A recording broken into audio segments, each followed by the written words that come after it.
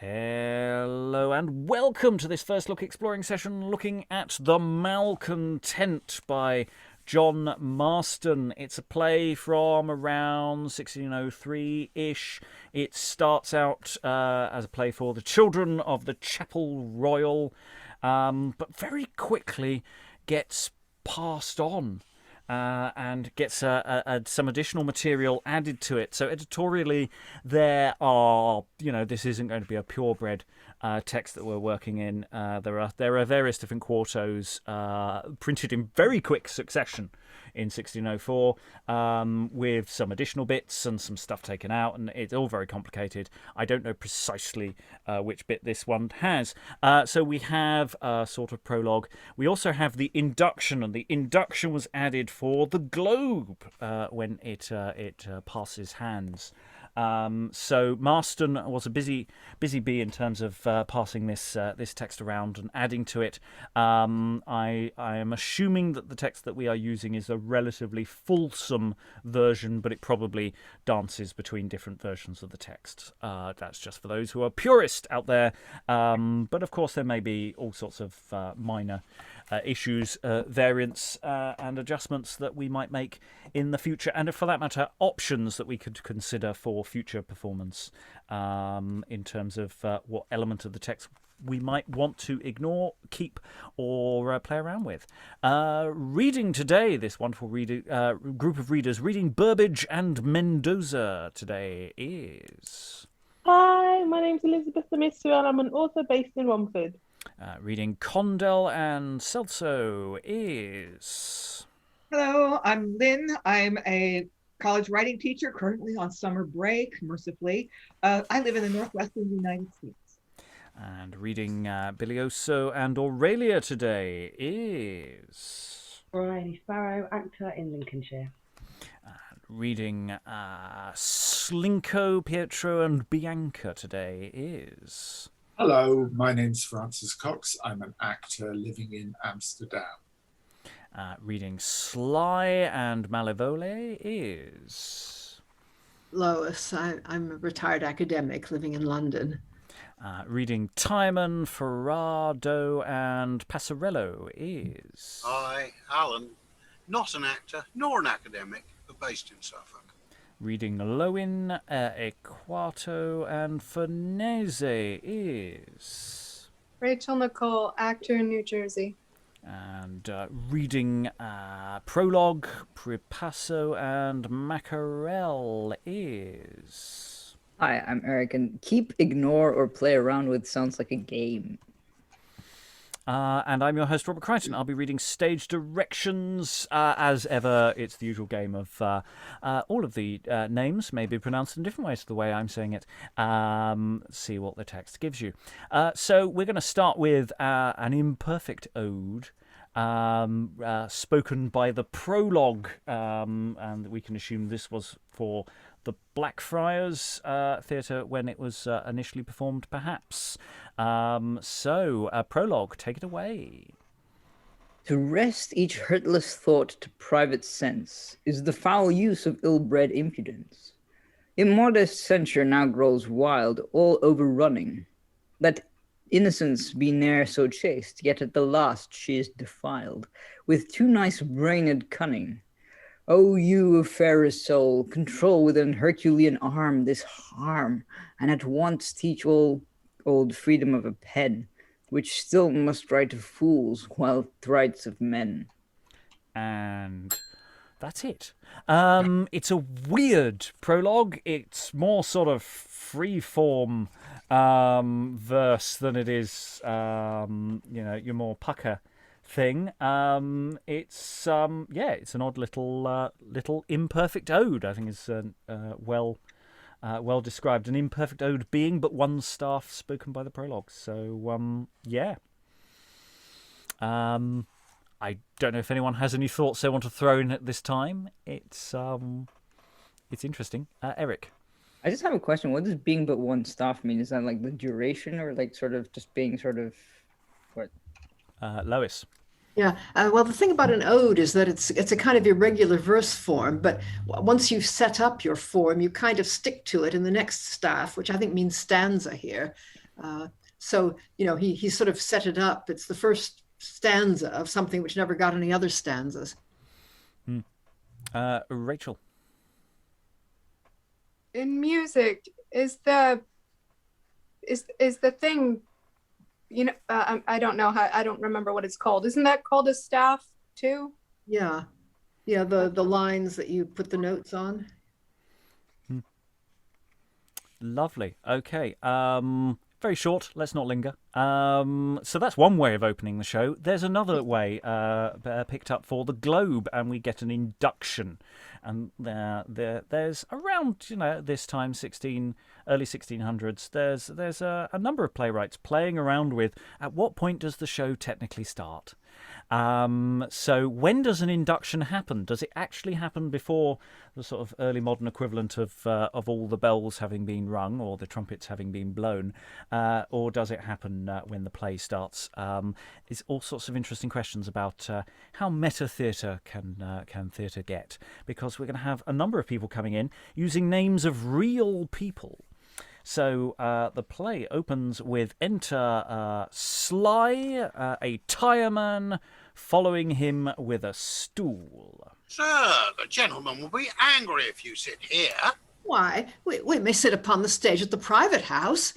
Let us not take me for a country gentleman, dost think I fear hissing?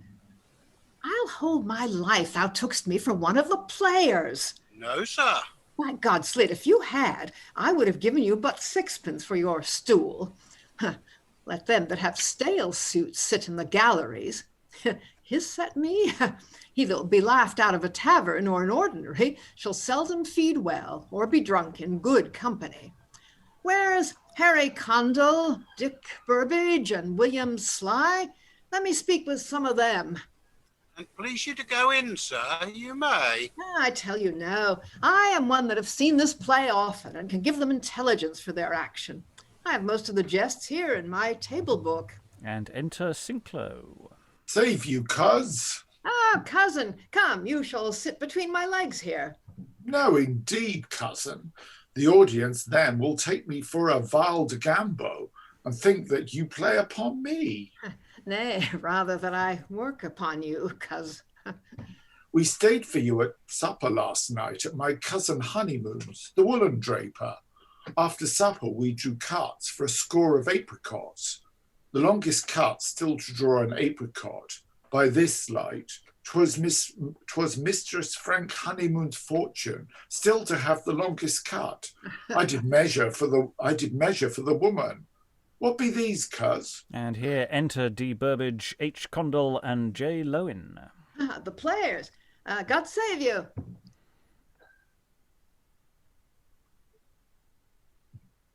Oh, we've lost Burbage. I think Burbage might have had a parcel being delivered at this particular moment.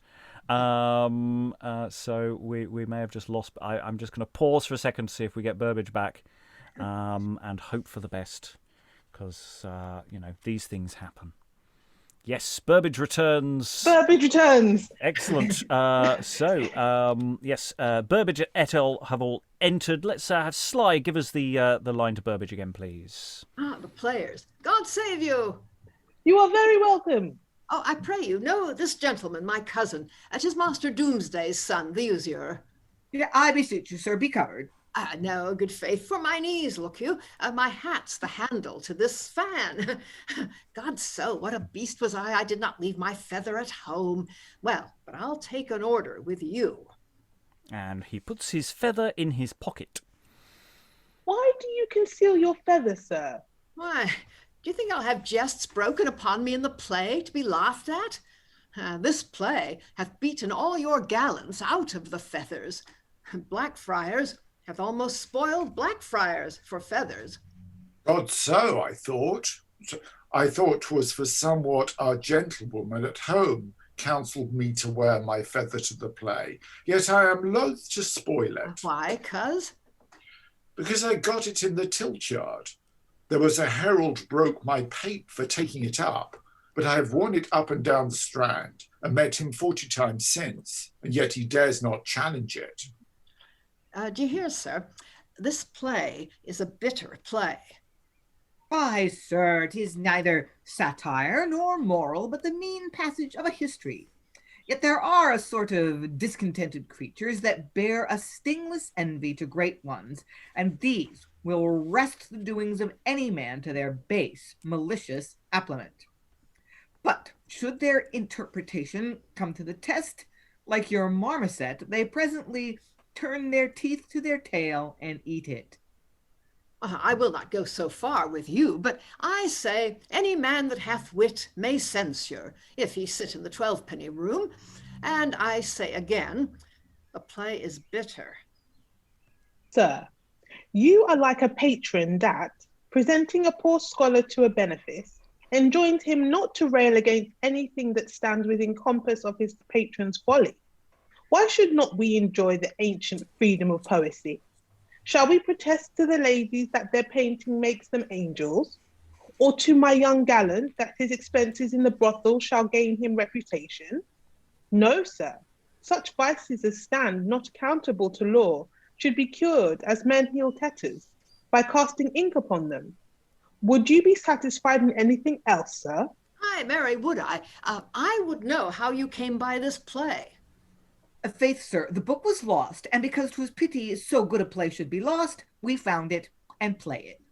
I wonder you would play it, another company having interest in it.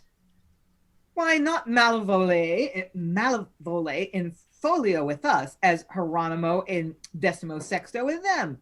They taught us a name for our play. We call it one for another.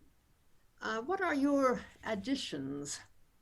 Sooth, not greatly needful, only as your salad to your great feast, to entertain a little more time, and to abridge the not received custom of music in our theatre. I must leave you, sir. And exit Burbage. Doth he play the malcontent? Yes, sir. I durst lay 4 of mine ears the play's not so well acted as it hath been. Oh, no, sir. Nothing ad Parmionis suem. Have you lost your ears, sir, that you are so prodigal of laying them? Why did you ask that, friend? Marry, sir, because I have heard of a fellow would offer to lay £100 wager that was not worth 5 bawbees, and in this kind you might venture 4 of your elbows, yet God defend your coat should have so many. Nay, truly, I am no great censurer, and yet I might have been one of the College of Critics once. My cousin here hath an excellent memory indeed, sir. Oh, aye. I'll tell you a strange thing of myself, and I can tell you, for one that never studied the art of memory, 'tis very strange, too. What's that, sir? Well, I'll lay £100. I'll walk but once down by the Goldsmiths' Row and Cheap, take notice of the signs, and tell you them with a breath instantly. It is very strange. They begin, as the world did, with Adam and Eve. There's in all just 5 and 50. I do use to meditate much when I come to plays too. What do you think might come into a man's head now, seeing all this company? I know not, sir. I have an excellent thought. If some 50 of the Grecians that were crammed in the horse's belly, had eaten garlic, do you not think the Trojans might have smelt out their knavery? Very likely. By God, I would they had, for I love Hector horribly. Oh, but Cars, great Alexander, when he came to the tomb of Achilles, spake with a big loud voice, O thou thrice blessed and happy. Alexander was an ass to speak so well of a filthy cullion.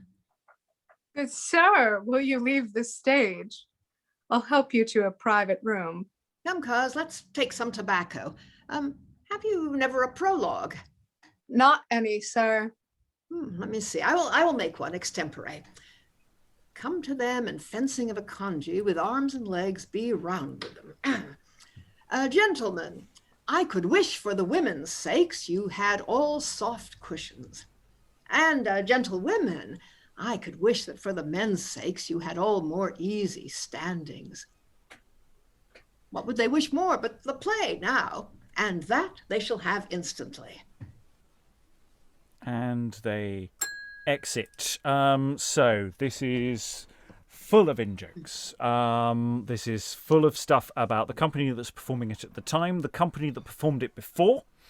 So it's talking about the child players as well as the people who are taking it on. We've got people coming on saying, William Sly will be on in a minute. The actor who is William Sly is saying William Sly will be on in a minute. And they're satirising all sorts of stuff to do with just different behaviours that people have in different theatres. So there's a lot that certainly for today's audience is sort of unintelligible, but also a lot of stuff that is quite recognisable, and there's some really. I'm quite interested in all the feather business of you can't. It's like someone turned up to the theatre with a massive hat, and just go, oh, I should take it off. So yeah, it's doing all sorts of really interesting stuff, of which there's a lot that we might want to bring up. Thoughts on the room? Anyone wants to throw in? Rachel. I guess Sly gave us our short prologue right there. Yeah. So as opposed to the sort of prologue we have for it's perhaps its original performance. In this version, it's like, oh, we haven't prepared a prologue. There's I'll just make one up. The fact that it's written down, of course, is a learnt thing. It's very meta, and there's a lot of this kind of meta stuff going on around this time. Everybody's doing it, or almost everybody's doing it. Anyway, Eric. It feels a bit like sort of what do you call it? Like they're kind of also doing a bit of not literary criticism, but like theatrical criticism. Like, yeah, the previous ones were kind of shit, or like they stole this play from this guy, and like, yeah, we took they took Geronimo from us, and we took this from them, that kind of thing. Yeah, and we've done Geronimo, as we call it, which is a boys' company play from a little earlier than this. It would be lovely to think that that's actually literally what they're referencing. It may just be a coincidence. It may be referencing something completely different.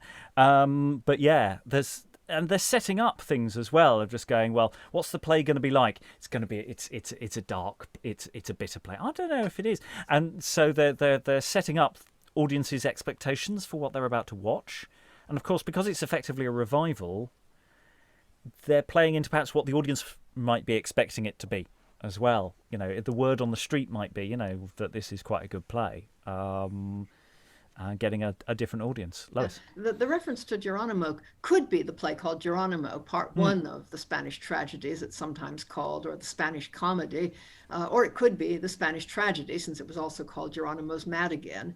And it would be very interesting if it were, because that play is usually associated with Edward Allen and the other companies. So if it was being played by this company, it'd be nice to think that Burbage had also played the role, and he does seem to have been known for it. Anyway, yeah, I can annotate a couple of other bits. I mean, the bit about Mistress Honeymoon and the apricots, for example.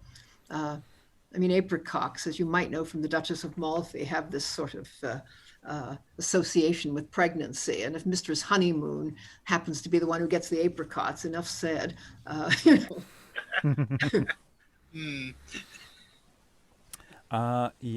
Rachel.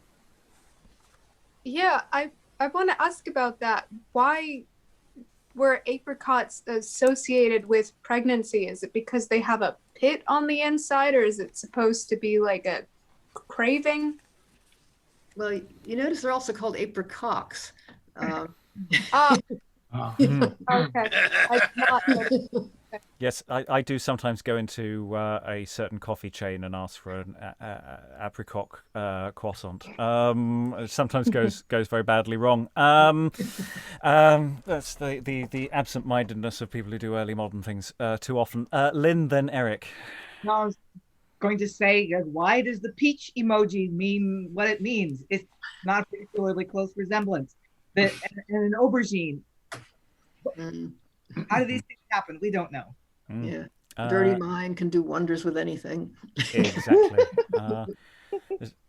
Secondary meaning, you just laugh at anything you think sounds dirty. Eric, then Elizabeth. I was gonna say that this bit just basically reminds me of it's better written than the Fulden's and Lucrece intro, where you kind of have, I think we're gonna have a play, aren't we? And then the other guy goes, but these guys don't want to play. They're just eating and drinking. They're not in the mood for a play, and it's kind of this one is kind of a bit more, I don't know, dialogue-y, more normal. Like the speech flows better. Also, I really did like the jokes about imagining that the Trojans were going to die of not die, but the Greeks would be stuck in the horse with garlic on their breath. Yeah, I mean it's very self-indulgent, I think, is perhaps a way of thinking. I'm sure it was hilarious at the time, and we can appreciate that it's funny, but it's difficult to work this with a modern audience, just simply because you have to have been there. Elizabeth. Yeah, I was just thinking about the induction. I think this is the first time I've come across an induction in a text before, and I was wondering how much it moves the action forward and how much we find ourselves in the midst of the play within the play, and also the play itself through the induction. And I was wondering if that had any specific meaning to put an induction in a text. It depends on the induction. Sometimes the induction is connected to stuff that's going to come up, and sometimes it's just literally some actors mucking about before the cue to start, and doesn't really add anything beyond a sort of just sense of easing the audience into the action. It's a sort of open question, and I think as we do more inductions, because there are definitely more to come. There are definitely more. There's a lot of playing around with meta games that get more complicated, but also more to do with shouting across the room at other playwrights. Sometimes in other companies, there's a lot of shade that may or may not be played in these various inductions. Bryony, then Lois. I was just going to say, although a lot of it I didn't get, because my historical knowledge isn't great, it's still a really fun, warm opening to the play. Even if you don't really understand what they're saying, you can tell they're having fun with it, and you want to know these people. It's got me engaged. You can imagine sort of doing an updated one where, if you had a load of famous actors that you could just slightly tweak and using this as a basis to create something that might work for today. Lois. Yeah, I think there's a vague sort of purpose to the induction. I mean, it works a bit like a prologue in trying to defend the play against things that might be objected, such as that it was being acted by another company, and just how did you get this play, since plays did belong supposedly to the company that acted them and to no one else. And then also all this, I'm sure it was acted better when they did it before. This is just to preempt that type of criticism, which is pretty dumb, since they haven't seen the thing yet. Anyway, we need to get into the play itself. Hold on to any thoughts that you had. Let's get into the perhaps one of my favourite opening stage directions. Act 1, Scene 1. Scene divisions will vary depending on editions. I've gone for a relatively conservative number of scenes. Act 1, Scene 1, my favourite stage direction here. The vilest out-of-tune music being heard. Enter Bilioso and Prepasso. Why, how now? Are you mad or drunk or both or what? Are you building Babylon there? Here's a noise in court. You think you're in a tavern, do you not? You think you're in a brothel house, do you not? This room is ill-scented. Enter one with a perfume. So, perfume, come some upon me, I pray thee. The Duke is upon instant entrance, so make place there. Enter Pietro Ferrardo, Aquato, Celso, and Gurino before. Where breathes that music? The discord rather than the music is heard from the malcontent Malvole's chamber. Malvoli! Yeah, God, man, what dost thou there? Duke's Ganymede, Juno's jealous of thy long stockings. Shadow of a woman, what wouldst, a weasel? Thou lamb of court, what dost thou bleat for? Ah, you smooth-chinned catamite. Come down, thy ragged cur, and snarl here. I give thy dogged sullenness free liberty. Trot about and bespurtle whom thou pleasest. I'll come among you, you goatish-blooded totterers, as gummin to taffeta, to fret. I'll fall like a sponge into water to suck up. Ah! I'll go to church and come to you. And exits above. This Malvole is one of the most prodigious affections that ever converse with nature. A man, or rather a monster, more discontent than Lucifer when he was thrust out of the presence. His appetite is unsatiable as the grave, as far from any content as from heaven. His highest delight is to procure others vexation, and therein he thinks he truly serves heaven. For 'tis his position, whatsoever in this earth can be contented, is a slave and damned. Therefore does he afflict all in that to which they are most affected. The elements struggle within him. His own soul is at variance within herself. His speech is halter-worthy at all hours. I like him, Faith. He gives good intelligence to my spirit, makes me understand those weaknesses which others' flattery palliates. Hark, they sing. And there is a song of which we do not have. See, he comes. Now shall you hear the extremity of a malcontent. He is as free as air. He blows over every man. Enter Malvole below. And sir, whence come you now? From the public place of much dissimulation, the church. What didst there? Talk with the usurer, take up at interest. I wonder what religion thou art of. Of a soldier's religion. And what dost thou think makes most infidels now? Sects.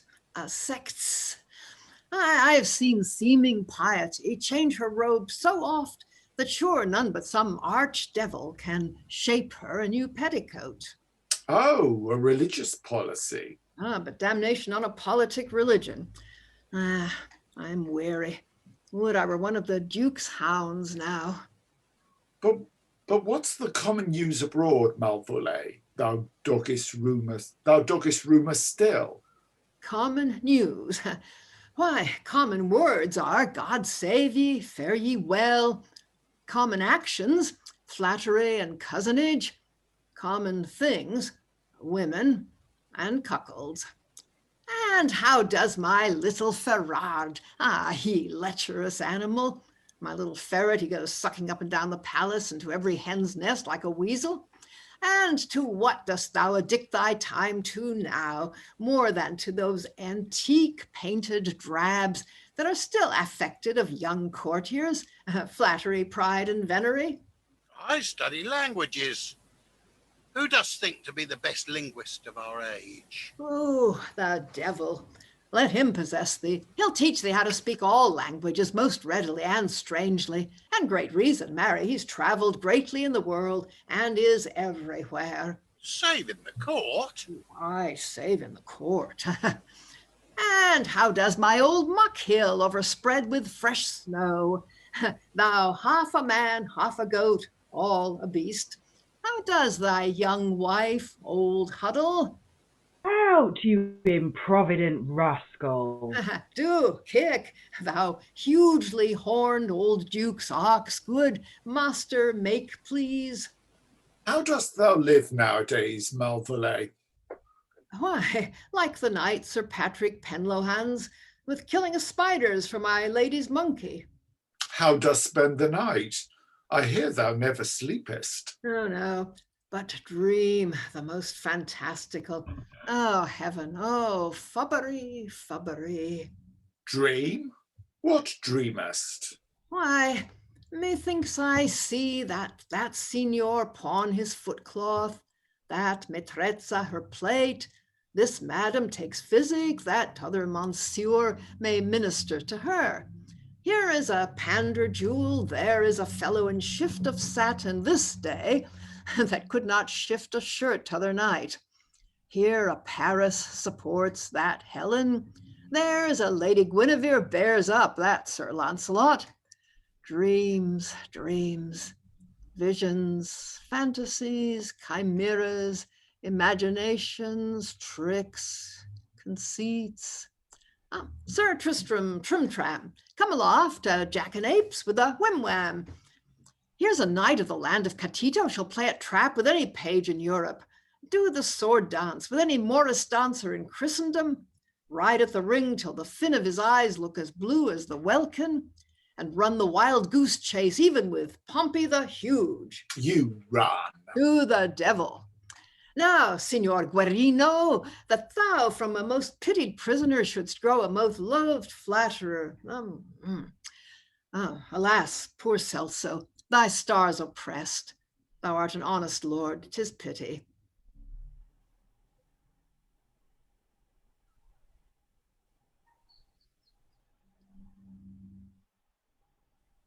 Anybody named Equato in this place? It's pity. It's pity. Aye, Mary is philosophical Equato, and 'tis pity that thou, being so excellent a scholar by art, should be so ridiculous a fool by nature. I have a thing to tell you, Duke. Bid him avaunt, bid him avaunt. Leave us. Leave us. And everybody exits except for Pietro and Malvolio. We'll just pause there. Just to give Lois a break. Get a handle on the dialogue. It's a one-man show. It's a monologue. There's quite a lot of this. This kind of stuff. And yeah, there's a lot of playing. There's music, not very good music. Deliberately bad music. Thoughts in the room? I have a Lynn? question. I think Lois can answer this for me. So my understanding is that the malcontent is kind of a character type. Like later in its Jacobean character type. The Bosola in Duchess of Malfi is a typical example. Now, did Marston play the malcontent establish that character, or is it kind of riffing on that character? Is it early or late?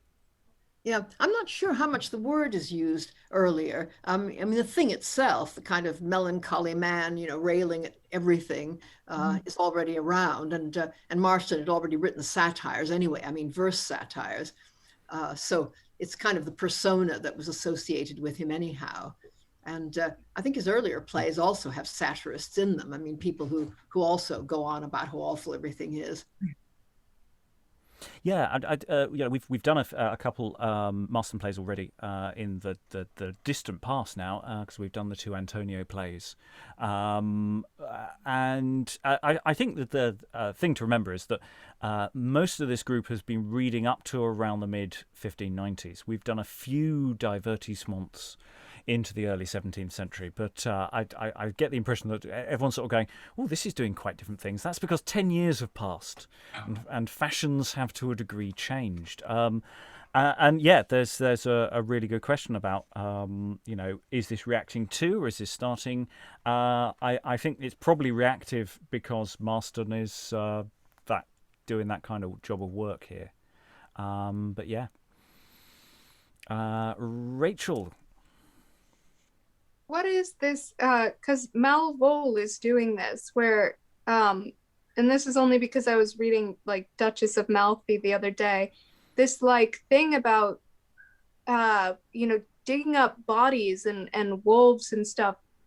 Where does this thing why does this thing start to pop up into their psychology as I guess a sign of mental health or lack thereof, of which we may not have an absolute answer, but it's there. that this is coming up in the text. Yeah, Other impressions from this as a piece of theatre that you're watching, Eric? Must unmute. Must not forget. Yeah, this one, it's quite interesting because in the last speech before we paused, the last long chunk of speech that Malevole has, there's a shift from like Greek mythology to English mythology. So there's a part of me going, have we changed location like mentally as well? Like sort of we've changed mood, basically. That's why he wants to talk to Pietro alone, it seems. Other thoughts from the room? I'm not exactly sure what references Eric is making, although I trust him on mythology. My claim would be that, particularly if you're talking about the Trojan War, the English kind of identified with the Trojans. London was New Troy. So for them, it's not a shift in mythology, it's continuous. Well, we're going into sort of Arthurian stuff here, aren't we? Because we've got Lady Guinevere and stuff, and the way that's playing out. But yeah, I mean that's true. The New Troy. Troy Novant, yeah. So. Okay, we have paused mid-scene, as it were. So let's gather more data. We've had Malevole talking to lots of people. Now it's just chatting to Pietro. So let's see what comes out as he chats privately with the Duke of Genoa. Now, sir, what is it? Duke, thou art a becco, a cornuto. How? Thou art a cuckold. Speak, unshale him quick. With most tumber-like nimbleness. Who? By whom? I burst with desire. Mendoza is the man makes thee a horned beast. Duke, 'tis Mendoza cornutes thee. What conformance? Relate. Short. As a lawyer's beard. There is an old crone in the court, her name is Macarelli. She is my mistress, sooth to say, and she doth ever tell me, blurt a rhyme. Macarelli is a cunning bawd. I am an honest villain. Thy wife is a close drab, and thou art a notorious cuckold. Farewell, Duke. Stay. Dull, Duke. Can lazy patience make lame revenge? Oh, God, for a woman to make a man that which God never created, never made. What did God never make? A cuckold. To be made a thing that's hoodwinked with kindness while every rascal fillips his brows. To have a coxcomb with egregious horns pinned to a lord's back, every page sporting himself with delightful laughter, whilst he must be the last, must know it. Pistols and poniards! Death and damnation! Lightning and thunder! Vengeance and torture! Cazzo! Oh, revenge! Nay, to select among 10,000 fairs a lady far inferior to the most, in fair proportion both of limb and soul, to take her from austerer check of parents, to make her his by most devoutful rites, make her commandress of a better essence than is the gorgeous world, even of a man, to hug her with as raised an appetite as usurers do their delved up treasury, thinking none tells it but his private self, to meet her spirit in a nimble kiss, distilling panting ardor to her heart, true to her sheets, nay, diet strong his blood to give her height of hymeneal sweets. Oh, God! Whilst she lisps and gives him some court kelka shows made only to provoke, not satiate. And yet even then, the thaw of her delight flows from lewd heat of apprehension, only from strange imagination's rankness that forms the adulterer's presence in her soul and makes her think she clips the foul knave's loins. Affliction to my blood's root! Nay, think what may proceed of this. Adultery is often the mother of incest. Incest? Yes, incest, mark.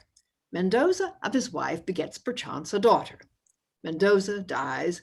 His son marries this daughter. Say you? Nay, 'tis frequent, not only probable, but no question often acted, whilst ignorance, fearless ignorance, clasps his own seed. Hideous imagination! Adultery, why, next to the sin of simony, 'tis the most horrid transgression under the cope of salvation. Next to simony! Aye, next to simony, in which our men in next age shall not sin. Not sin? Why? Because, thanks to some churchmen, our age will leave them nothing to sin with. But adultery, oh, dullness, should show exemplary punishment, that intemperate bloods may freeze but to think of it. I would damn him and all his generation. My own hands should do it.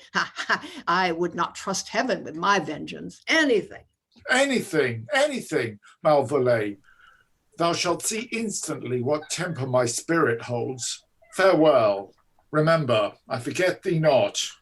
Farewell. And exit Pietro. Farewell. Lean thoughtfulness, a sallow meditation, suck thy veins dry, distemperance with thy sleep. The heart's disquiet is revenge most deep. He that gets blood, the life of flesh but spills, but he that breaks heart's peace, the dear soul kills. Well, this disguise doth yet afford me that which kings do seldom hear, or great men use, free speech.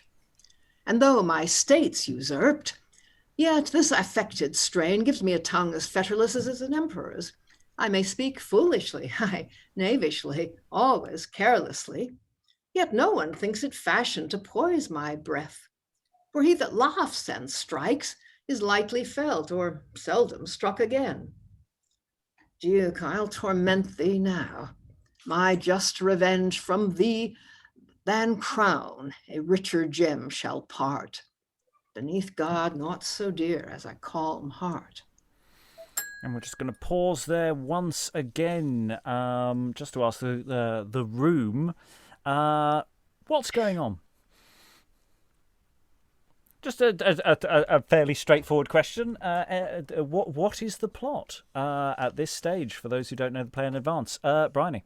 Well, I'm not sure. I presume that there isn't perhaps anything going on, and that this is some kind of a ploy to wind him up, because I've never ever known anybody to deliver that kind of news as awfully as that, and to not just say your wife's messing around, but everybody's laughing at you. You've been made a massive fool. It's the worst. He's really laid it on thick. So I can only presume that there isn't anything going on with his wife, but I'm not sure. Mm-hmm. Yeah, it's it is how do you deliver news? Not like this. Yeah, he really has and just the way the language dances around, death and damnation, lightning and thunder, vengeance and torture. I mean, it's just it's really, really dynamic stuff. But as I say, it was just that question of I mean, maybe we don't care whether we know precisely what's going on or why everything's going on yet, but it's super fun. Lynn. Yeah, I think Bryony's right. We can't be sure that Malvolée is telling the truth about the Duke's wife. He seems to be really enjoying it, maybe a little too much. And he says something about, killing someone, that's just killing their body, but breaking their heart, tormenting their soul, that's cool. That's really getting down there. So yeah, he wants to cause. He seems to be enjoying causing psychic and emotional harm.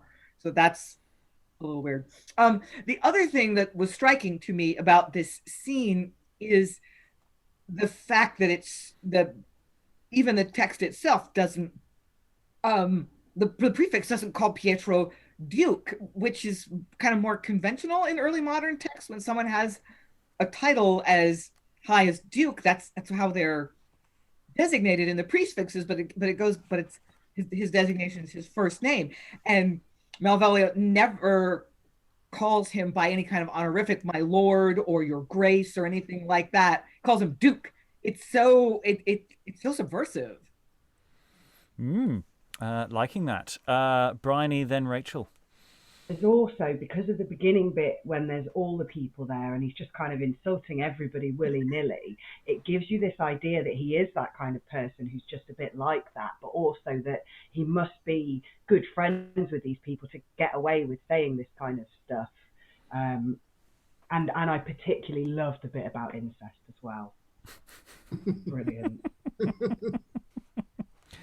Always like a bit of incest. Rachel, then Francis. No, I was gonna ask, why is he listening to Malvolio? I mean, he's such a weird character, I guess, also because of this like jump that we've had from such earlier stuff to now we're 10 years later, that this is like, is he playing the natural fool, or is he playing the artificial fool, or is this like a vice character? And like, or is that like how it's changed and all those things are kind of like meeting up? And like, just he's so much for the audience to take in, I think, but I don't know if I would take advice from him as like an early modern person, because he's showing a lot of like mental health stuff and not being there. So why is he being listened to by all these different people? It's a really good point, of which I'm going to tell people to beware answering at this stage. I mean, we have had a similar character to this kind of because we've had Diogenes in Lily going way back. So we have had miserablists who have been whose advice has been sought. So it's not a completely unknown thing, but. Not to this extreme, I think is fair to say. Francis, then Eric. Yeah, I thought it was interesting that Pietro, on hearing about his wife's adultery, cries revenge, but Malvolio seems to be intent on revenge himself in some way. Eric. I was going to say this exchange reminded me a bit of like Sempronio and Callisto dynamics, where you've got like the sort of, well, one that is being fooled and the other one who's sort of setting something up. Because also you've got Mackerel, who's a cunning bawd, who is kind of like, you know, Celestina. Or, yeah, I don't know if the names are right. I can't remember. No, you're absolutely right. Celestina is a good earlier example of that kind of figure. Yes. Yeah, and it just seems like there is a bit of borrowing here. Not borrowing in terms of types and stuff. It's just like borrowing and very much embellishing and making it very lively and sort of vivid. Yeah, and I'm going to advise everyone not to hunt out spoilers by going to the Dramatis Personae. Don't do it.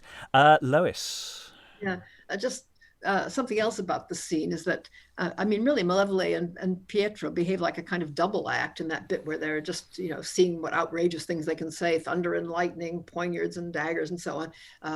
I mean, it really turns into a comedy routine, it seems to me, because of the way they play off each other. And the same, really, where Malvolio starts revealing everything, and that bit about rhyming Macchiarelli with tell me, and then say, oh, forget about rhyme, I'll just tell you in prose, effectively. I mean, it's this kind of, you know, concentrating on this peculiar style. It draws your attention away, I think, from the emotional content of the thing. Anyway, we need to move on. The scene is not over, depending on your interpretation of scenes. It's all one set of flowing action. Enter Celso. My honored lord. Peace. Speak low. Peace. Oh, Celso, constant Lord, thou to whose faith I only rest discovered, thou one of full 10 millions of men that lovest virtue only for itself, thou in whose hands old Ops may put her soul.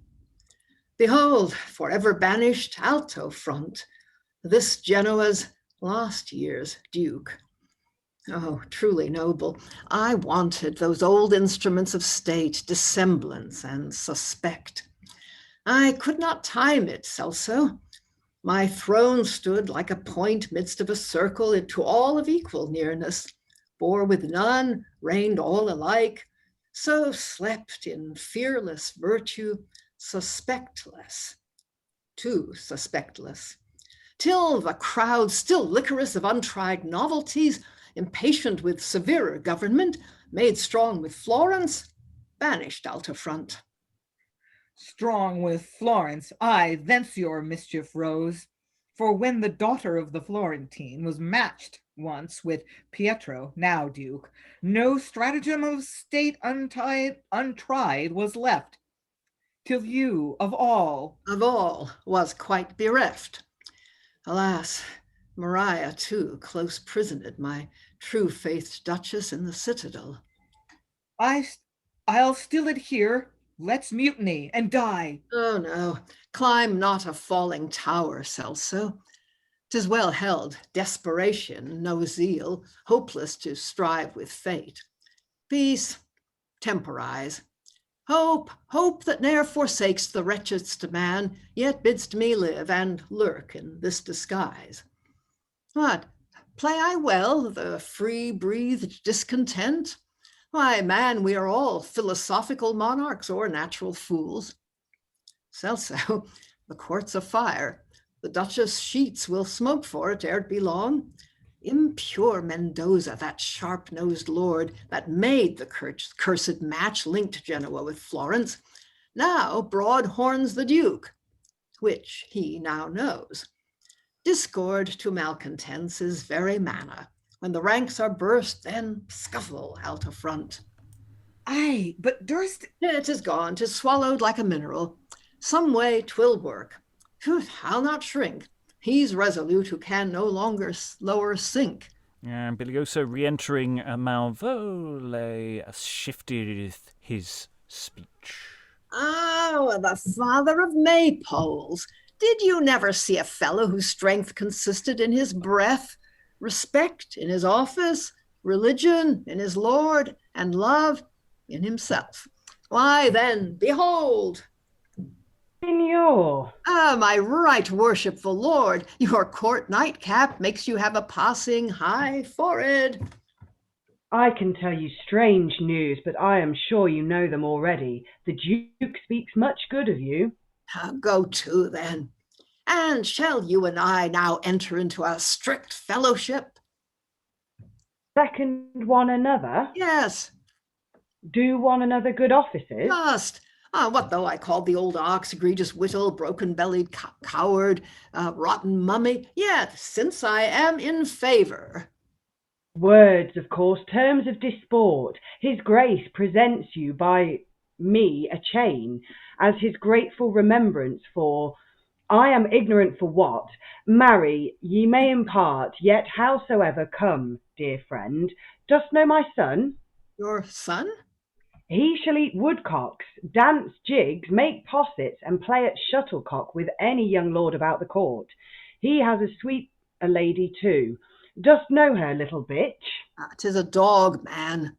Believe me, a she-bitch.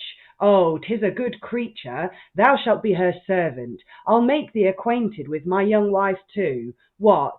I keep her not at court for nothing. 'Tis grown to supper time. Come to my table, that anything I have stands open to thee. How smooth to him that is in state of grace, how servile is the ruggedst courtier's face. What profit, nay, what nature would keep down, are heaved to them, our minions to a crown. Envious ambition never sates his thirst, till sucking all, he swells and burst. I shall now leave you with my always best wishes. Only let's hold betwixt us a firm correspondence, a mutual, friendly, reciprocal kind of steady, unanimous, heartily leagued. Did your seniorship ne'er see a pigeon house that was smooth, round, and white without, and full of holes and stink within? Have you not, old courtier? Oh, yes, 'tis the form, the fashion of them all. Adieu, my true court friend. Farewell, my dear Castilio. And exit Bilioso. Yonder's Mendoza. True, the privy key. And descries Mendoza. I take my leave, sweet lord. 'Tis fit, away. Exits also. Enter Mendoza with 3 or 4 suitors. Leave your suits with me. I can and will. Attend my secretary. Leave me. And exit the Mendoza, suitors. harkee. You are a treacherous villain. Ganbui. Out, you base-born rascal. Ah, we're all the sons of heaven, though a tripe wife were our mother. Ah, you horse and hot-rained he-marmoset. Aegisthus. Didst ever hear of one Aegisthus? Gisthus? Aye, Aegisthus. He was a filthy, incontinent fleshmonger. Such a one as thou art. Out, grumbling rogue. Orestes. Beware Orestes. Out, beggar. I once shall rise. Thou rise. Aye, at the resurrection. No vulgar seed but once may rise and shall. No king so huge but 'fore he die may fall. And exit Malvolio, leaving Mendoza. Now, good Elysium, what a delicious heaven is it for a man to be in a prince's favour. O sweet God, O pleasure, O fortune, O all thou best of life. What should I think? What say? What do to be a favourite, a minion? To have general timorous respect, observe a man, a stateful silence in his presence, solitariness in his absence, a confused hum and busy murmur of obsequious suitors training him, the cloth held up and way proclaimed before him, petitionary vassals licking the pavement with their slavish knees, while some odd palace lampreils that engender with snakes and are full of eyes on both sides, with a kind of insinuated humbleness, fix all their delights upon his brow. Oh, blessed state! What a ravishing prospect doth the Olympus of favour yield! Death, I conmute the Duke. Sweet women, most sweet ladies, nay, angels, by heaven, he is more accursed than a devil that hates you, or is hated by you, and happier than a god that loves you, or is beloved by you. You preservers of mankind, lifeblood of society, who would live, nay, who can live without you. O paradise! How majestical is your austerer presence, how imperiously chaste is your more modest face. But, oh, how full of ravishing attraction is your pretty, petulant, languishing, lasciviously composed countenance. These amorous smiles, those soul-warming, sparkling glances, ardent as those flames that singe the world by heedless Phaeton. In body, how delicate, in soul, how witty, in discourse, how pregnant, in life, how wary, in favours, how judicious, in day, how sociable, and in night, how, oh, pleasure unutterable. Indeed, it is most certain one man cannot deserve only to enjoy a beauteous woman, but a duchess. In spite of Phoebus, I'll write a sonnet instantly in praise of her. And exits. So Mendoza, quite keen on someone there. Quite keen on a duchess. Not really sure from the dialogue. I'm sure it's been mentioned, but it's when you do a long speech like that, you should really mention the name of the person lots of times. I do have a slight explicatory issue with that speech, but it's a lovely speech otherwise. I particularly like the way Malvolio gets the opportunity to insult people to their face at great length, especially when they are such bastards as they sometimes are. Yeah, there's something very enjoyable about just going, oh, in the past, when I called you old ox, egregious withole, broken belly, and you're just thinking that list should be longer. Just keep insulting you to your face, because I said all these horrible things about you in the past, but we're friends now, so it's fine. Yeah. Thoughts from the room. We've had some quite important data's been thrown at us about who's who and what's what. So did you take it in? And what do you think of it? Bryony, then Lynn. I detected something, and it felt like the second time, although I can't remember hearing the first time, but it felt like the second time that Malvolio has said that he's in some sort of disguise. Yes. These are elements that I think in performance could be made much clearer, but yes, some explication has come on here, and yes, he's definitely in disguise. Did anyone else pick up other things? Lynn? I noticed it when he said disguise, and I was wondering when he said that if he meant literally disguise or if the persona of the malcontent is what's put on. His name and his identity are the same as they always have been, but he's the character of the malcontent is what's put on. I can definitely reveal it is both. He is literally in disguise. He is also performing, doing, because he shifteth his speech. When he's speaking as himself, he's speaking in verse. When he's performing, he's. I noticed that he toggles back and forth between prose and verse. Oh, this is just getting more interesting.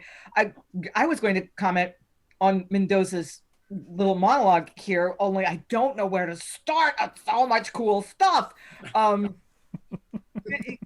It just says so much about the world of the play and this sort of moral world that they live in, that not only am I having an affair with a very desirable woman, she's a duchess, and that's just sort of the cherry on the sundae. The fact that she's high ranking. And I just find that a fascinating reflection of another phenomenon that we see in this period. That I'm thinking specifically of the Maid's tragedy, where the Duke is having an affair with a woman and then like has her make a fake marriage with somebody else in order to cover up their affair. And the Duke says to his mistress, "I mean, you love me, don't you?" And she says, "I'm in love with your place. If somebody else were Duke, I'd be banging him," basically. So this is an interesting gender flipped version of that. What makes her attractive partly is that she's a duchess. So I find that really fascinating. And some of the language is so cool. Their knees licking the ground, licking the. You might have heard the metaphor that your knee bussing the ground, kissing the ground, but licking, that just sort of debases that metaphor. Oh, so much good stuff. Eric, I think, and then Rachel. It just. There's a part going, what is this play like meant to be a comedy? Is it meant to be a tragedy? Because obviously we didn't get any information. And it's a bitter history. Play. It's a bitter play. Yeah. That's all we've got so far. Yeah, in the intro we also got in the induction there was this moment of it's a history. And I'm like, no, not really.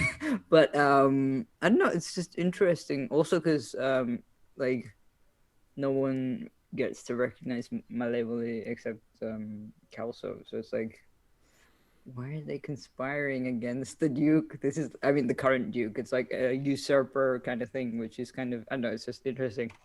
Yeah. Yeah, because Celso Kelso discovers Malevole mid-speech to the audience, so we can sort of assume that he's effectively revealed who he really is. His costume is dropped on some level, and then he goes immediately, "My honoured lord," and he's going, "Shush, shush! Don't let them know I'm in disguise." So there's something in performance that makes it much clearer, I think, than reading it now, that what Malevole's real name is, which has been stated. Francis. One thing that struck me was that Pietro seems to have made some politically advantageous marriage that's created this alliance with Florence. And yet Malevole seems to have married for love to Maria, who's now in prison. Yes. Yes. Rachel, then Lynn. No, how Mendoza doesn't say who the name of the Duchess. Is it supposed to be the Duke's wife? So this is the Duke's wife? It's true what Malevole was saying? Well, the question of truth, as with many of these statements, is a really good question. Again, it's a question of what the audience is being presented with, rather than we'll be able to untangle truth, a relative dimension of truth later on, I think. Lynn. So yeah, the deposed Duke, the Pietro's predecessor, I guess was a patron of Malevole. So Malevole was in favor before the coup. And it just a small point. It looks like the deposed duke's name was Alto Front, which means high forehead. And that's a good thing that he was an intellectual. High forehead was supposed to be a feature of your physiognomy that meant you were a good person, wise and merciful and or stuff like that. So a virtuous duke has been deposed by a not so virtuous duke who managed that political coup by forming a marriage alliance with Florence. Eric. I was just gonna say that, like, in terms of text, it feels like a lot of text, but then, like, I mean, it looks like a lot of text, but it feels like a very, very quick scene in terms of sort of exchanges. It has like a sort of vibrance, I don't know, vivacity, whatever you want to call it. It sort of like bounces along really quickly. Oh yeah, it definitely moves at a lick. I will do some additional exposition at the end before we go into the next scene, but Rachel, and then we'll move on. Are you with us, Rachel? Did you wave? Did I imagine that? Oh, no. It was just what Lynn was saying. I wrote it in the chat. I was like, is that where highbrow and lowbrow comes from? That somebody has a lot of forehead or a high forehead? I don't know. I don't know the answer. That has nothing to do with the play. That's what. It's a good question though. I genuinely don't know. I'm sure we'll know by the end. But yeah, I like that as a thought discussion point for the future. Elizabeth. Yeah, I just wanted to talk about the theme of cuckoldry because it's quite a big theme in the text so far, and I like the idea that it adds the sense of like revenge, almost a revenge for the being given horns and being made a beast by Mendoza. I really like the way that kind of that intrigue leads us to wonder what can be done for revenge later on in the text.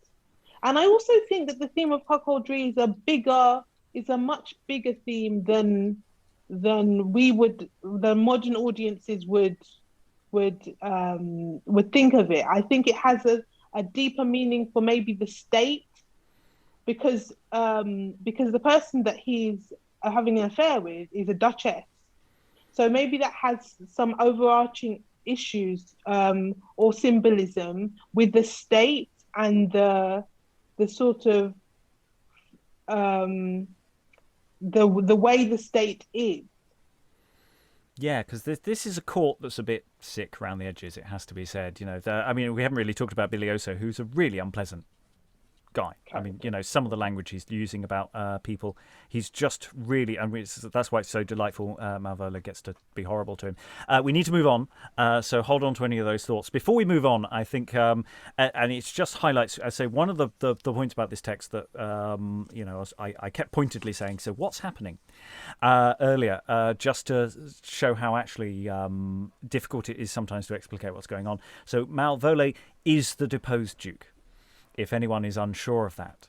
So when Celso comes in and says, "My honoured lord," and then he sort of expounds upon what happened to him in the past, that's what's going on there. It is not wholly apparent in this first read, and it is something that in performance, I suspect, is an important thing of making it clear certain things. Otherwise, your audience is going to be so screwed. I mean, there's deliberate things you're holding back on as well, so you don't want to tell necessarily them in advance that this is data. The play deliberately holds on to that thought for a reasonable amount of time. I was trying to spell it out, but I think what you really need is probably for Celso to kneel to him or something. Yeah, it's the "My honoured lord" has to do a lot of work, and you know, because he never properly says "I," you know, it's so circumspect in the way it's couched in the dialogue.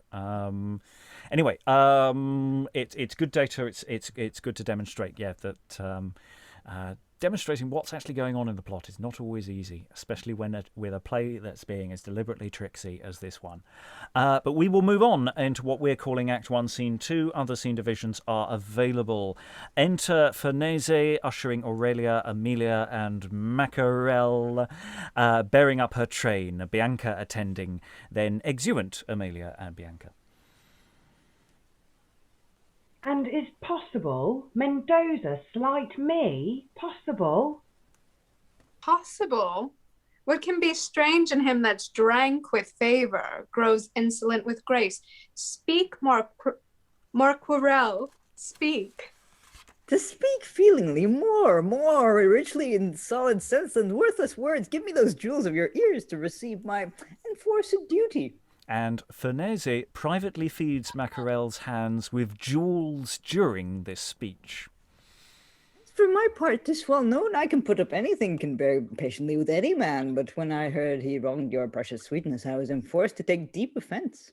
'Tis most certain he loves Amelia with high appetite, and as she told me, as you know, we women impart our secrets to one another, when she repulsed his suit, in that he was possessed with your endeared grace, Mendoza most ingratefully renounced all faith to you.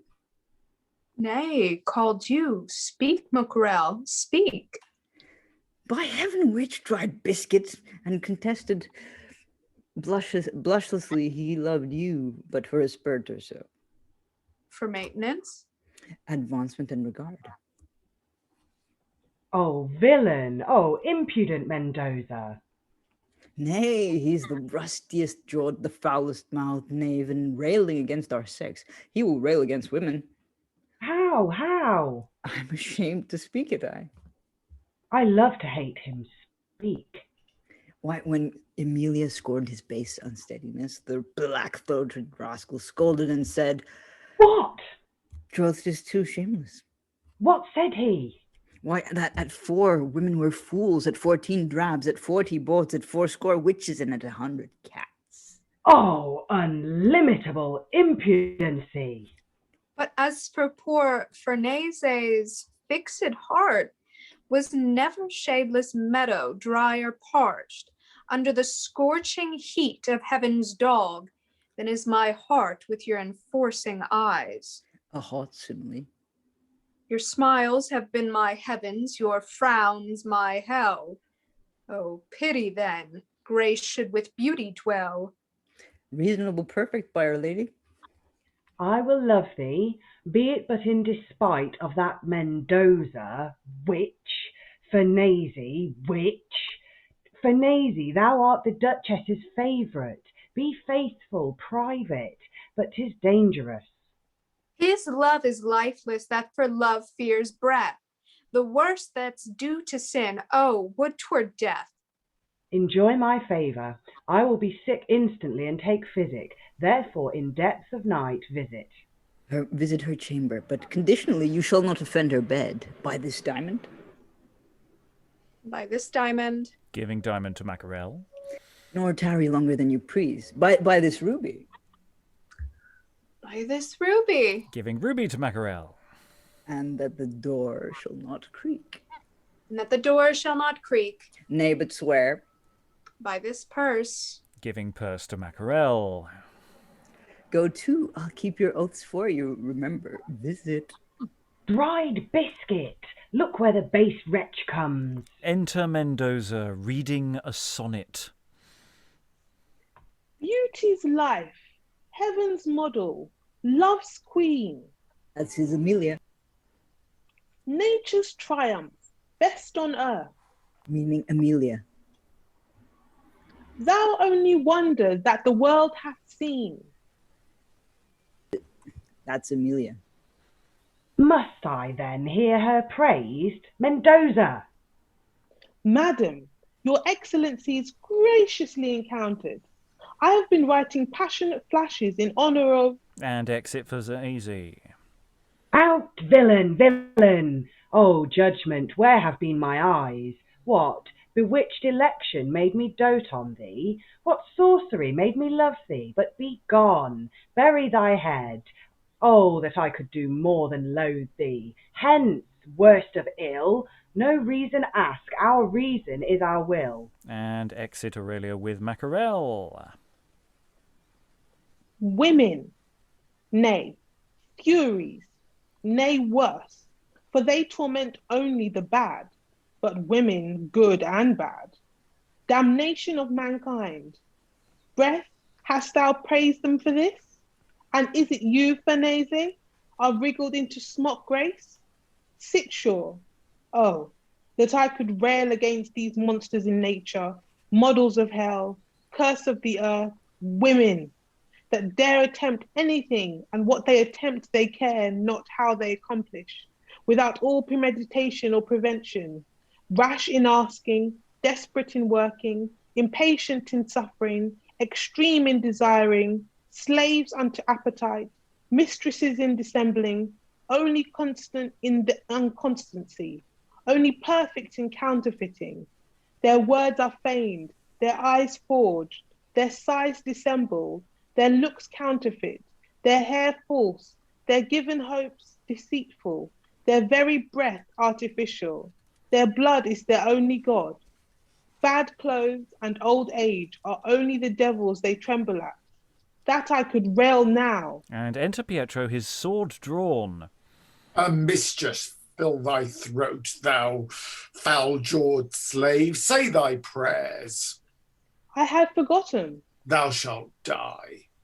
So shalt thou. I am heart mad. I am horn mad. Extreme mad. Monstrously mad. Why? Why? Thou hast dishonoured my bed. I? Come, sit. Here's my bare heart to thee, as steady as is the centre to this glorious world. And yet hark, thou art a cornuto, but by me? Yes, slave, by thee. Do not with tart and spleenful breath lose him can lose thee. I offend my duke. Bear record, O ye dumb and raw-aired knights, how vigilant my sleepless eyes have been to watch the traitor.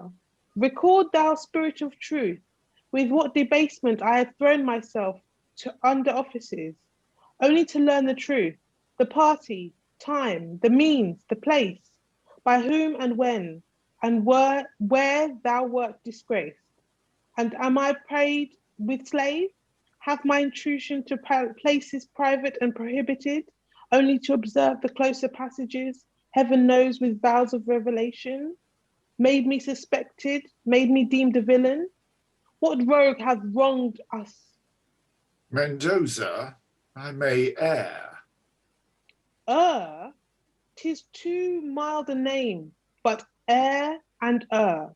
Run giddy with suspect, for through me thou know that which most creatures, save thyself, do know.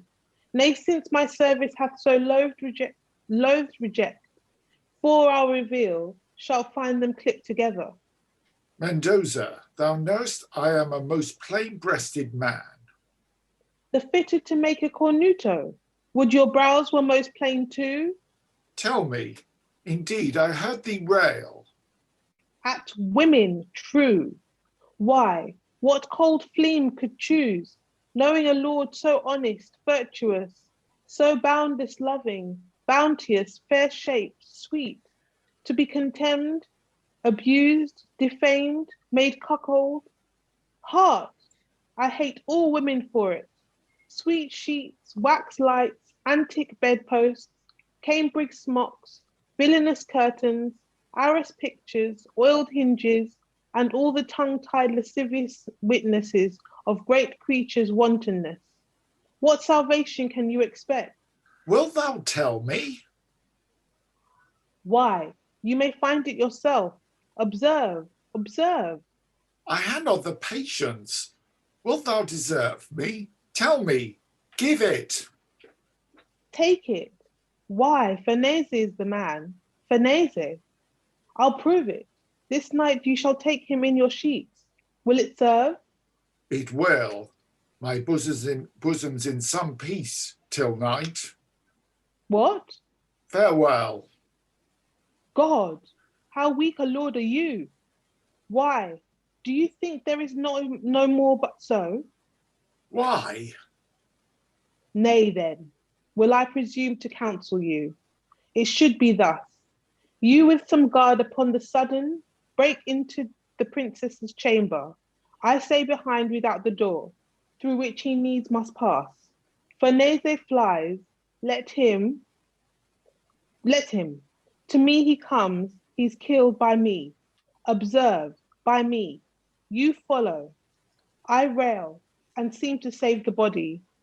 Duchess comes, on whom, respecting her advanced birth and your fair nature, I know, nay, I do know, no violence must be used. She comes. I storm, I praise, excuse Farnese, and still maintain the Duchess's honour. She for this loves me. I honour you. Shall know her soul, you mine. Then naught shall she contrive in vengeance, as women are most thoughtful in revenge, of her Farnese. But you shall sooner know it than she can think it. Thus shall his death come sure, your Duchess brain caught, so your life secure. It is too well, my bosom and my heart, where nothing helps, cut off the rotten part. And exit Pietro. Who cannot feign friendship can ne'er produce the effects of hatred. Honest fool Duke, subtle lascivious Duchess, silly novice Farnese, I do laugh at ye. My brain is in labour till it produce mischief, and I feel sudden throes, proof sensible, the issue is at hand. As bears shape young, so I'll form my device, which grown proves horrid, vengeance makes men wise. Exit Mendoza. There's so many interesting ironies going on here of, Mendoza wanting to woo Aurelia, and she's moved on, and he's rebuffed, and immediately her husband turns up and says, "I will get you for cuckolding me," and it's sort of going, "Me? No, I hate all women. Let me help trap her." And the way he acts it out, I mean, it seems like he is acting out his this is what we're going to do. He's killed by me. Observe, it should be full of all the stuff that is there. And we got, but we open with all this gossiping. It's so gossipy, and all sorts of interesting things, which I won't lead the witnesses too much by. So yeah, we're getting a sense of this court. They're not nice people. These people. They're not great. Lynn. Just a small point that just a moment that I love when the Duke comes in and accuses Mendoza of cuckolding him. He says, "I," which is a pun, because in an early modern text, "I," which we now spell A-Y-E, meaning yes, was rendered with just a capital I. So that could mean yes, and it could mean what, me? Yeah, lovely. Other thoughts, Eric? Yeah, I just enjoyed being Mackerel at the beginning of the scene, kind of going, yes, and I would like this, and oh, that shiny thing, and this and that, and it's like just like taking them for. It's kind of like, I don't want to tell, but for the price of a ruby, I will tell you this, and then for the price of a diamond, and it just keeps going. It's like, yeah, absolutely. It's this constant and more. Otherwise, my words will cease. Bryony, then Rachel. Just on that bit, I absolutely love the stage direction that she's feeding his hand. He's feeding his hand with rubies or gems the whole way through. But there's just so many nice little moments like that, because I really like in that last little bit from Mendoza, this imagery of like his brain being in labour, about to spew out some cunning plan to be horrible to everybody. But there's just so many nice little moments like that with the imagery and the words that make it, even if you don't understand half of what's being said, the bits that you do understand are just really rich and full of life. And and the lies that everyone's telling each other as well. This is the thing that makes it slightly we as performers need to know what's going on to do it, because we've got Mackerel just feeding oh, Mendoza said this, Mendoza said that, and he, to be fair on him, he didn't, to be fair. Also, he comes up with some pretty horrible things when he's in a bad mood, so it swings and roundabouts. Rachel. No, your call. Other thoughts, Eric? Yeah, you kind of get the impression because she goes, "Oh, it's too shameless to share," but she wants to sort of like say it, but not. I don't know, kind of It's very sort of fake. Yeah, it's building up that, more. Elizabeth. Yeah, I was really thinking about two sections of the scene we just did that really jumped out at me. The first of all was Mendoza's railing against women. I thought that I think that would have I think it might have pleased an early modern audience actually, and I thought it was pretty damning. And then the other thing was the plot. I just found it interesting in the plot that Mendoza concocts, he attempts to sort of preserve the Duchess and to preserve her virtue. He doesn't seem to, after he's railed against women and said women are wanton and they're this and they're that, he doesn't seem to want to attack the Duchess or have her killed or hurt. He wants to go after Farnese instead. Lois, and then Francis. Then we do need to move on because we've still got a chunk to do. Lois, you're currently muted. Yeah, it's a kind of triple cross, isn't it? I mean, Farnese has been paying Mackerel to tell all these lies about Mendoza. Then to get back at Farnese, Mendoza concocts a plot to get rid of Farnese, but to pretend that he's trying to save Farnese because that will make the Duchess continue to deal with him. It might even get him back into her favor. Anyway, that's the general idea. It's, everybody is deceiving everybody. Francis. Yeah, Pietro doesn't seem to be the sharpest knife in the drawer. First of all, he's convinced by Malvolio, and then he's easily swayed by Mendoza. And I'm just sort of thinking, how come this guy's the Duke of Genoa? How does how did he manage to usurp a kingdom? With this level of political nouns. Yeah. Anyway, we need to move on. So we're going to probably rattle a few scenes together to get to the end because, as I say, we've talked more than we sometimes do. Act 1, Scene 3, as we're labelling it. Re-enter Malvolio and Passarello. Fool, most happily encountered. Canst sing, fool? Yes, I can sing fool if you'll bear the burden, and I can play upon instruments scurvily, as gentlemen do. Oh, that I'd been gelded. I should then have been a fat fool for a chamber, a squeaking fool for a tavern, and a private fool for all the ladies. You are in good case since you came to court, fool. What? Guarded? Yes, faith, even as footmen and boards wear velvet, not for an ornament of honour, but for a badge of drudgery. Now, for the Duke is discontented, I'm fain to fall him asleep every night. What are his griefs? He hath sore eyes. I never observed so much. Horrible sore eyes, and so hath every cuckold, for the roots of the horns spring in the eyeballs, and that's the reason the horn of a cuckold was as tender as his eye, or as that growing in the woman's forehead 12 years since, that could not endure to be touched. The Duke hangs down his head like a columbine. Passarello, why do great men beg fools? As the Welshman stole rushes when there was nothing else to filch, only to keep begging in fashion. Pooh, thou givest no good reason. Thou speakest like a fool. Faith, I utter small fragments, as your knight courts your city widow with jingling of his gilt spurs, advancing his bush-coloured beard, and taking tobacco. This is all the mirror of their nightly compliments.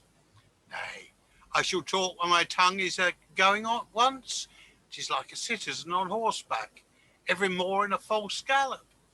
And how doth Mackerel fare nowadays?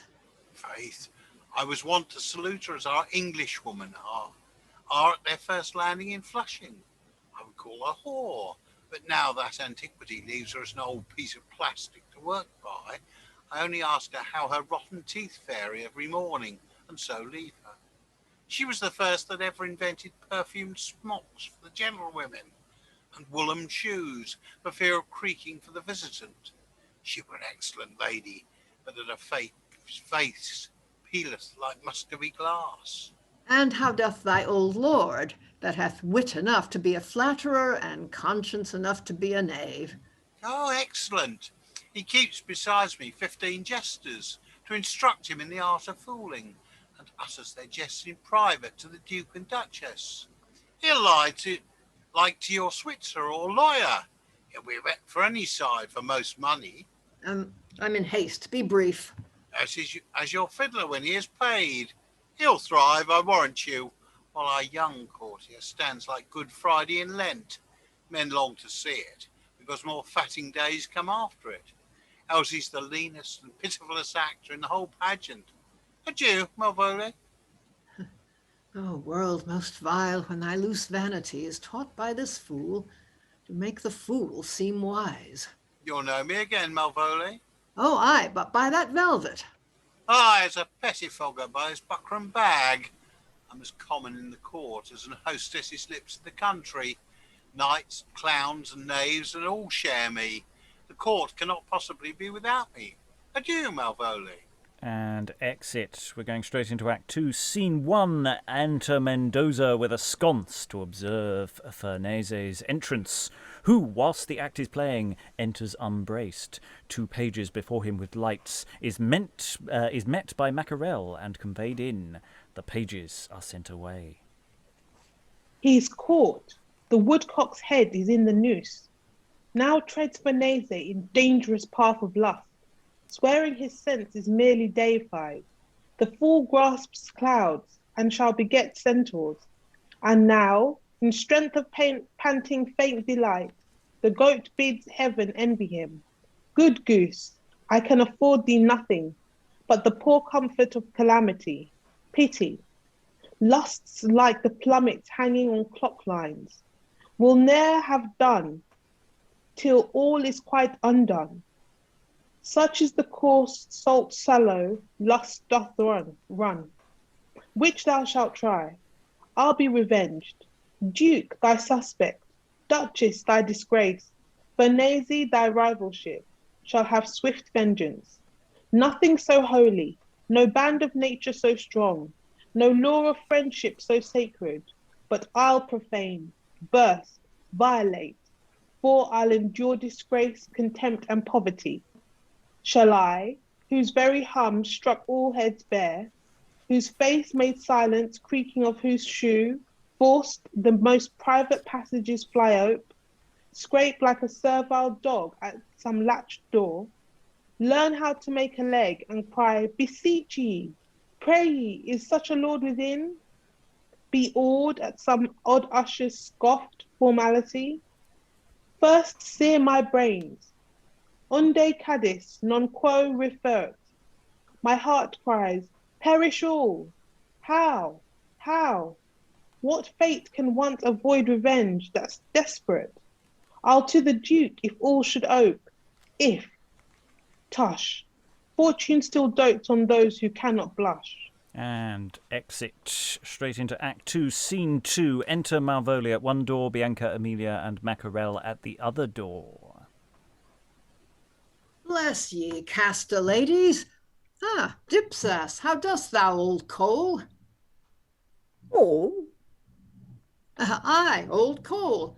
Methinks thou liest like a brand under these billets of green wood. He that will inflame a young wench's heart, let him lay close to her an old coal that hath first been fired. Apandrus, my half-burnt lint, who though thou canst not flame thyself, yet art able to set 1,000 virgins' tapers afire. And how does January, thy husband, my little periwinkle? Is he troubled with the cough of the lungs still? Does he hawk o' nights still? He will not bite. No, by my troth, I took him with his mouth empty of old teeth. And he took thee with thy belly full of young bones. Marry, he took his maim by the stroke of his enemy. And I mine by the stroke of my friend. The close stock. Oh, mortal wench. Lady, have you now no restoratives for your decayed Jasons? Look ye, crab's guts, baked, distilled ox pith, the pulverized hairs of a lion's upper lip, jelly of cock sparrows, he monkey's marrow, or powder of fox stones? And whither are ye all ambling now? Why, to bed, to bed. Do your husbands lie with you? That were a country fashion, i' faith. Have you no foregoers about you? Come whither in good deed, la, now. In good indeed, la now, to eat the most miraculously, admirably astonishable composed posset with 3 curds without any drink. Will ye help me with the he-fox? Here's the Duke. Fried frogs are very good, and French-like too. And exit the ladies. Enter Pietro Celso, Equato Bilioso, Ferrado, and Mendoza. The night grows deep and foul. What hour is it? Upon the stroke of 12. Save ye, Duke. From thee, begone. I do not love thee. Let me see thee no more. We are displeased. Why, God be with ye. Heaven hear my curse. May thy wife and thee live long together. Begone, sirrah. When Arthur first in court began, Agamemnon, Menelaus, was ever any Duke a cornuto? Begone hence. What religion wilt thou be of next? Out with him. With most servile patience. Time will come when wonder of thy error will strike dumb thy bezeled sense. Slaves, I favor, I marry shall he rise. Good God, how subtle hell doth flatter vice, mounts him aloft and makes him seem to fly, as foul the tortoise mocked, who to the sky the ambitious shellfish raised. The end of all is only that from height he might dead fall. Why, when? Out ye rogue, begone ye rascal. I shall now leave ye with all my best wishes. Out ye cur. Only let's hold together a firm correspondence. Out! A mutual, friendly, reciprocal, perpetual kind of steady, unanimous, heartily leagued. Hence, ye gross-jawed, peasantly, out, go! Adieu, pigeon house, thou burr that only stick'st to nappy fortunes. The surpigo, the strangury, and eternal, uneffectual priapism seize thee. Out, rogue! Mayest thou be a notorious wittily pander to thine own wife, and yet get no office, but live to be the utmost misery of mankind, a beggarly cuckold. And exit Malvolio. It shall be so. It must be so. For where great states revenge, 'tis requisite the part be closely dogged, which piety and soft respect forbears. Lay one into his breast, shall sleep with him, feed in the same dish, run in self-faction. Who may discover any shape of danger, for once disgraced, displayed in offence, it makes man blushless, and man is, or confess, more prone to vengeance than to gratefulness. Favours are writ in dust, but stripes we feel, depraved nature stamps in lasting steel. You shall be leagued with the Duchess. Claude is very good. You shall both kill and seem the course to save. Most fine brain trick. Of a most cunning knave. My lords, the heavy action we intend is death and shame, two of the ugliest shapes that can confound a soul. Think of it. I strike, but yet, like him that gainst stone walls directs, his shafts rebound on his own face. My lady's shame is mine. Oh God, 'tis mine. Therefore, I do conjure all secrecy. Let it be as very little as may be. Pray ye as may be. Make frightless entrance. Salute her with soft eyes. Stain naught with blood. Only Farnese dies, but not before her brows. O gentlemen, God knows I love her. Nothing else but this. I am not well. If grief that sucks veins dry, revels the skin, casts ashes in men's faces, bedulls the eye, unstrengthens all the blood, chance to remove me to another world, as sure I once must die. Let him succeed. I have no child, all that my youth begot hath been your loves, which shall inherit me, which as it ever shall, I do conjure it. Mendoza may succeed. He is nobly born, with me of much desert. Much. Your silence answers I. I thank you. Come on now. Oh, that I might die before her shames displayed. Would I be forced to burn my father's tomb, unheal his bones and dash them in the dirt rather than this? This both the living and the dead offends. Sharp surgery where naught but death amends. And exit. Well, isn't this a scene full of one-liners? Some of which are are very rude, but luckily the meaning of some of the words possibly flies over people's heads, so it doesn't. The level of rudeness may pass people by. I love Malvolio's just going, let's hold together a firm correspondence. I just love this when you're being told to F off, basically. He's just going, oh, we must stay in touch. Lois, you're muted at the moment. Of course, that of course is exactly what Bilioza was saying to him in their previous scene. I mean, he's repeating it back to him. You were saying all this rubbish to me when you thought I was in favor. Now that I'm not, you're being horrible to me. So of course I'm now going to gush all over you. Yeah. And we've got some and he returns to the pigeon house thing that he brought up earlier, and of course an eternal ineffectual priapism sees the ineffectual making that an interesting contradiction. I'm not quite sure how to visualize that, and that's probably for the best. For those who don't know about Serpigo, I think that's herpes or something along those lines, and strangury, that's when it hurts to pee.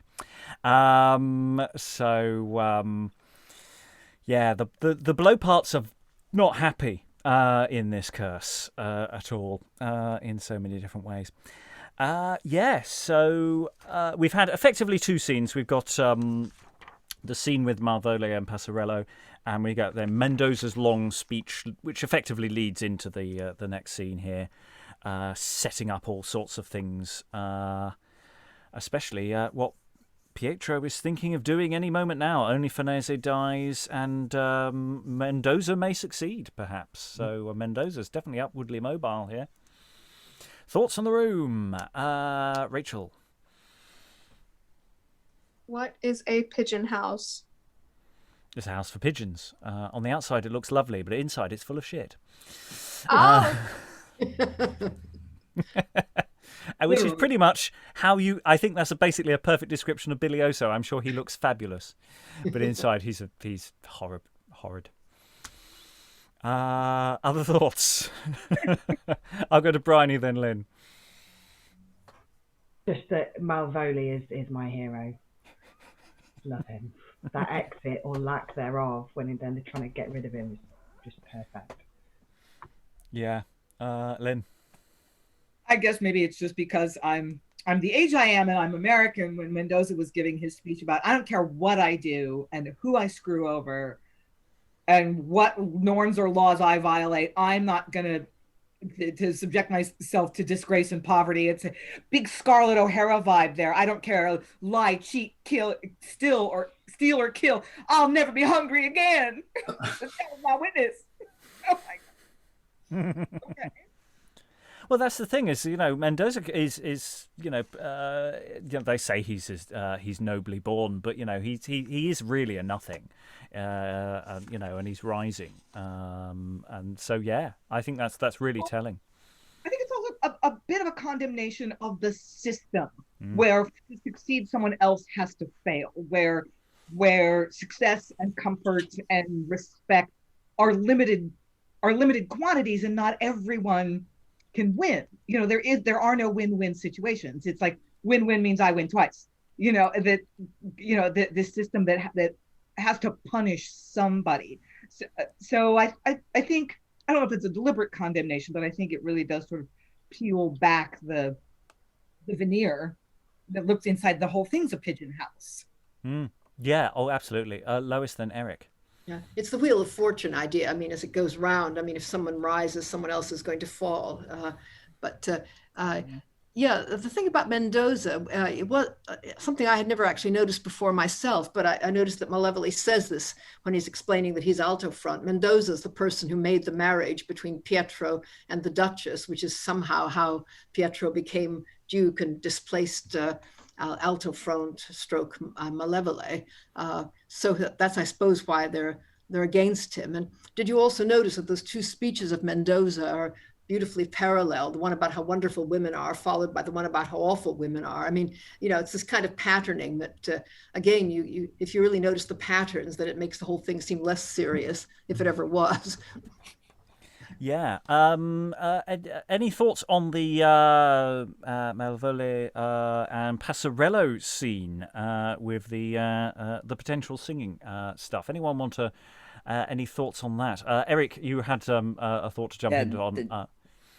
That's what I was going to mention. It was just an interesting scene because they're like both sort of who's playing the fool in this. It's just sort of a lot of word play, but also news. Sort of like, and now your 12 o'clock fool with the news. It just feels a bit like sort of segueing into sort of the gossip of the court. I will have additional on that in a moment. Any other thoughts on that? Just generally this.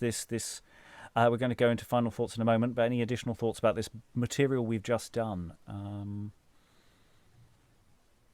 Okay, so I did mention earlier that there were some additions to the text when it transfers. So when it was originally performed with the little ones, it had a firm act structure because it was indoors. So you may have noticed the Malevole and Passarello scene comes between the end of Act 1 and beginning of Act 2. It's an additional scene so that Mendoza doesn't have a speech and then immediately have a speech. So it's an additional scene that's been added when it transfers to the Globe, and probably by Webster. In the same way as the induction is probably not by Marston. So we've got two different authors. I didn't mention it earlier to see if anyone said anything radical about how the text sounded different. Nobody did, so no, good work on Webster there, eliding neatly from one person's work to his own. Anyway, final thoughts from around the room. How are we finding the play so far? I can understand why Burbage wanted to nick it, if indeed it was nicked. You can see it as an actor just going, oh yeah, I want that. So yeah, final thoughts around the room. I'll go to Elizabeth first. Any final thoughts? I really like the character of Mackerel. I really thought she really jumped out at me. I loved the whole scene with her procuring the jewels and the purse in exchange for information. I think she's smarter than she seems. I hope that she comes up good in the play. And hope she doesn't have like a catastrophic downfall. Yeah, that's an interesting question. I'll just throw in for those who don't know the play. How do you think it's all going to end? Where do you think it's going next? Who's going to triumph? Because this is a very cynical play. Just throwing that in there. Lynn, any final thoughts? Yes, well, I'm having a wonderful time. This has been my I should read this list for decades, so I'm excited to be here. I just sort of, for whatever reason, been in kind of a grumpy, I hate everything mood lately, so I'm really vibing with this. I'm really resonating with this play this week, and yeah, and like you said, the Malevole, what a bravura part, no wonder. Yeah, and of course so much turns on that because you've got to love him, otherwise it's just like, what a fucking asshole. You want to be on his side, so the actor playing that needs to achieve that.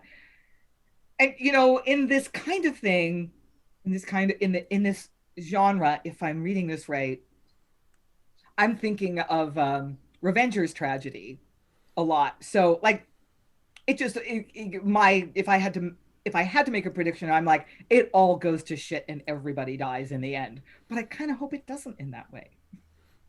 Excellent. Anyone who knows the ending, keep silent. Don't spoil Lynn's fun. Alan, any final thoughts? I'm having great difficulty in getting my head into this one. It feels, I think, very much like a star vehicle.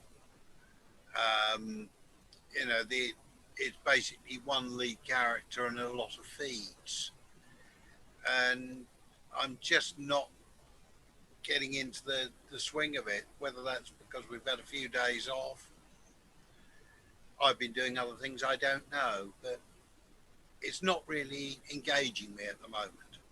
It is a text that puts barriers up, you know, in the sense that, you know, it's very easy to not quite know what was actually going on at the beginning because there's people who are lying a lot, and that makes it quite difficult to get into it. And that's where I think the production side of it can definitely help with that. I think you're right in the sense that it's Star's vehicle. It's not quite a one-man show, but there is a drift towards a relatively set number of primary characters.